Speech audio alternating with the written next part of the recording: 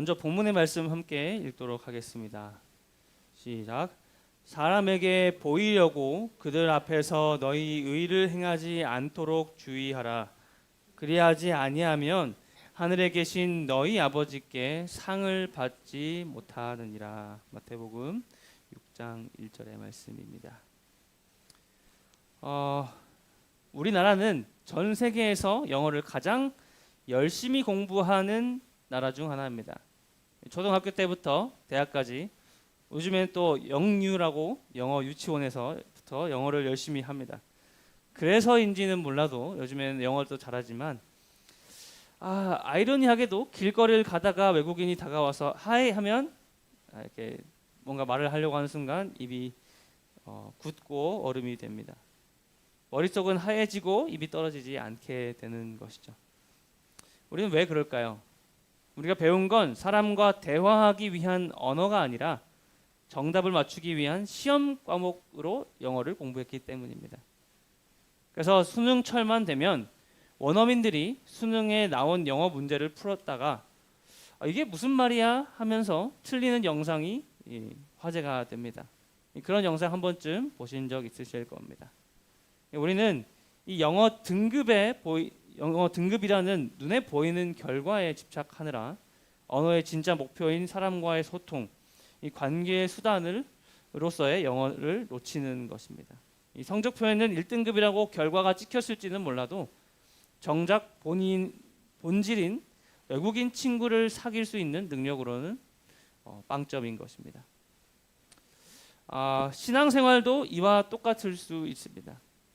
예수님 당시 유대인들은 구제하고 기도하고 금식하라는 이 과목에서 만점을 받으려고 애썼습니다. 하지만 예수님은 삶의 목표를 구제하고 기도하고 금식하는 데 두면서 살아가는 사람들에게 너희는 이미 상을 받았다. 점수 이미 땄다. 그러나 하나님과의 관계는 없다라고 말하고 계십니다. 오늘은 여러분들과 함께 마태복음 6장에 나온 말씀을 토대로 하나님 나라의 특성을 한번 생각해 보도록 하겠습니다. 오늘 본문의 말씀을 통해서 예수님께서는 우리가 신앙생활을 하면서 주의해야 할 것들을 이야기하고 계십니다. 이 말씀은 이 뒤에 등장하는 세 가지 신앙생활의 증표, 즉 구제하는 것, 기도하는 것, 금식하는 것을 아우르고 있는 내용입니다. 그 뒤에 나오는 이 세 가지가 앞에 있는 6장 1절에서 모두 정리가 되는 말인 것이죠. 이 당시의 유대교는 종종 의로운 행위들을 나열하고 그것을 잘 지키는 사람들을 의롭다고 표현을 했습니다. 그 중에 구제와 기도와 금식 이 세 가지는 보통 세트로 나열되어 있었습니다. 그래서 이 세 가지 예증은 아마도 가장 보편적으로 바리새인들이 준수해왔던 의였습니다.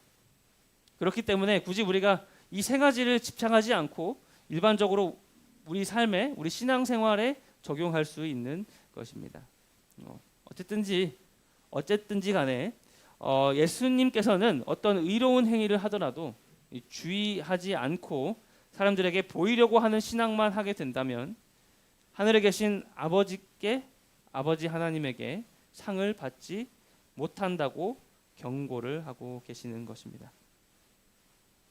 우리 신앙생활에 이 네 가지 지혜를 주는 이 말씀을 한번 연구해 보도록 하겠습니다. 첫 번째로 우리는 오직 하나님께만 깊은 인상을 남겨야 한다는 교훈을 방금 말씀을 통해서 배웁니다.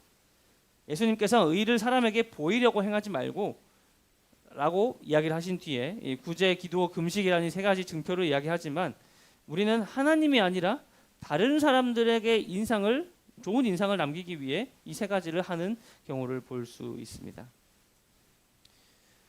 또 너희는 기도할 때에 외식하는 자와 같이 하지 말라라고 이야기가 되어 있는데 그 이외에도 계속 외식하지 말라라는 이야기를 하는데 이 외식하는 자들이라고 예수님께서 말씀하신 것은 이 히포크리트 혹은 이 극장에서 배우를 뜻하고 있습니다.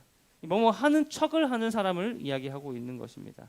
그러니까 당시에는 진짜 마음은 다른 데 있는데 어떤 행동으로만 척하는 사람을 일컫는 것이 이 위선자들, 외식하는 자들이다라고 표현을 한 것입니다.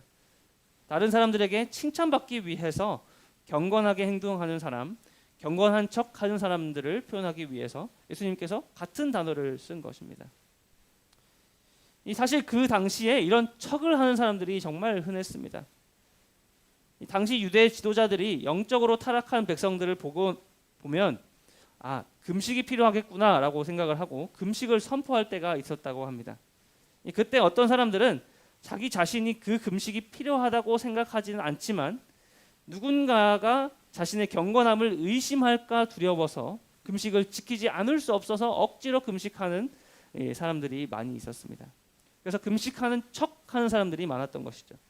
그래서 그 사람들은 억지로 피골이 상접한 척, 잘 안 먹은 척하면서 더 수척하게 다니곤 했습니다.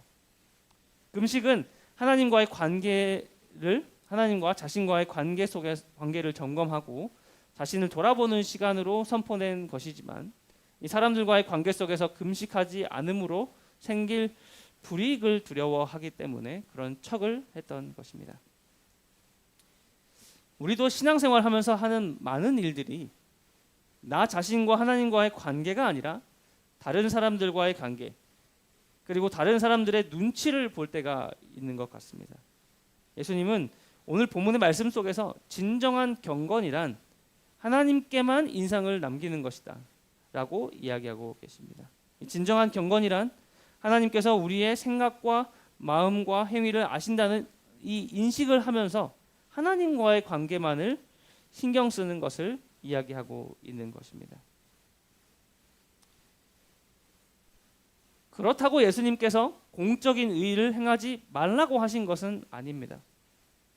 이 사람들에게 보이려고 일을 행하지 말라는 말은 산속에서 예수님의 이 말씀을 듣고 있는 사람들에게 의문을 불러일으켰습니다.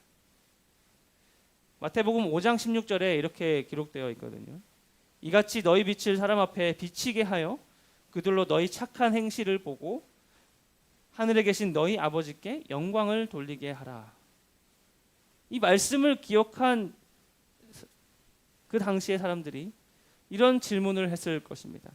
예수님, 먼저 이 빛을 사람들에게 비치게 하라고 하셔놓고 왜 공적인 의를 하지 말라고 주의하라고 이야기하고 계신가요?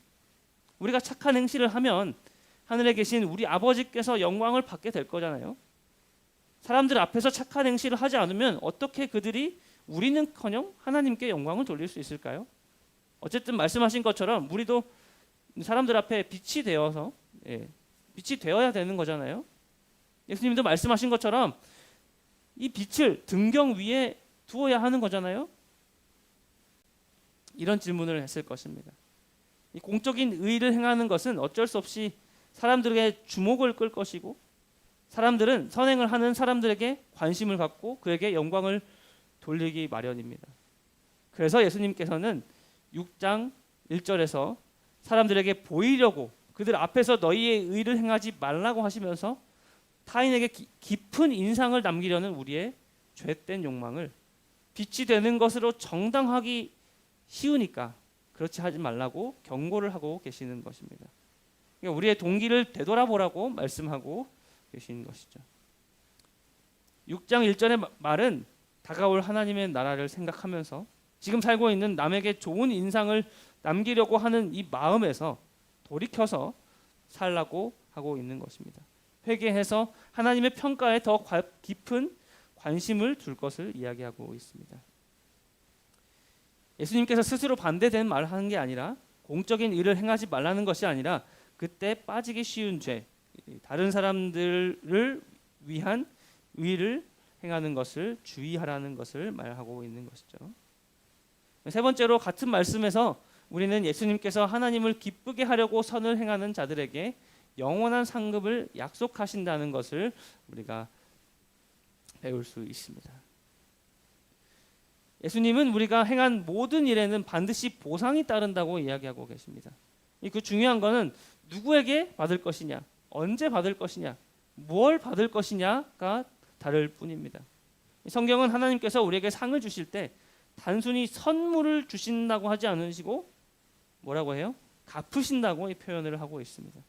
이 말은 하나님께서 우리가 은밀하게 드린 기도와 선행을 그냥 지나치지 않으시고 하나님께서 책임지고 돌려주셔야 할 이 거룩한 부채, 빚으로 여기신다는 뜻입니다.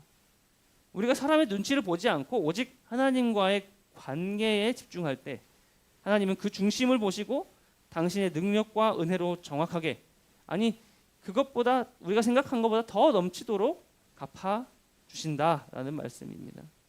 근데 반면에 사람들에게 보이려고 신앙생활을 하는 사람들은, 그 사람들에게 예수님은 그들은 자기 상을 이미 받았다라고 이야기를 하고 있습니다. 여기서 이미 받았다라는 말은 고대 사회에서 영수증에 도장 찍을 때 계산 끝이라는 뜻을 말하고 있습니다. 즉 사람들이 나를 칭찬하고 박수를 쳐주는 순간 내 행동에 대한 정산은 그걸로 끝이 난다라는 것을 이야기하는 것입니다. 왜냐하면 사람들에게 칭찬받는 것이 그 사람의 목적이기 때문에 이미 사람들에게서 대금을 전액 수령한 것이나 다름이 없다는 것이죠. 더 이상 하나님이 갚아주실 몫이 남아있지 않은 것입니다. 여기서 예수님은 우리에게 선택을 강요하고 계십니다. 사람들의 칭찬이라는 얄팍한 영수증을 챙기고 끝날 것인가? 아니면 하나님께서 친히 갚아주시는 놀라운 능력을 경험할 것인가? 마지막으로 예수님께서는 이 말씀을 통하여 종교는 종교적 행위가 아니라는 것을 교훈으로 가르쳐주고 계십니다. 사람은 동물과 달리 보이지 않는 신을 찾고 예배하는 특별한 종교성을 지니고 있습니다. 하지만 우리는 종종 눈에 보이는 종교적 행위나 의식을 신앙 그 자체로 착각할 때가 있습니다. 죽음에 대한 막연한 두려움 때문이든지 혹은 복을 바라는 마음 때문이든지 사람은 열심을 내서 종교 활동에 참여합니다. 하지만 예수님은 단순히 의식에 참여한다는 사실만으로는 우리의 신앙을 증명할 수 없다고 이야기하고 있는 것입니다. 예수님께서 본질적인 질문을 하고 계십니다. 아무리 기도를 많이 하고 금식과 구제를 열심히 해도 그 동기가 잘못됐다면 그것이 하나님 보시기에 무슨 가치가 있겠느냐라는 질문을 하고 계신 것입니다.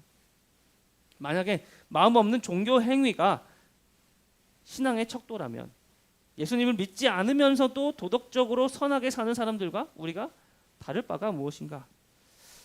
예수님은 행위의 겉모습이 아니라 그 행위를 움직이는 마음의 중심을 보는 것입니다. 그러므로 신앙이 좋다는 것은 종교적 의식의 횟수나 시간에 비례하지 않습니다. 하루 4시간을 기도하는 사람이든 주어진 소명 때문에 짧은 시간만 기도하는 사람이든 중요한 것은 그 사람이 하나님과 얼마나 깊이 연결되어 있느냐라는 것이죠. 기독교 신앙의 핵심은 내가 어떤 종교적 퍼포먼스를 했느냐가 아닙니다. 내가 하나님을 얼마나 사랑하며 그분과 친밀한가에 달려 있는 것입니다.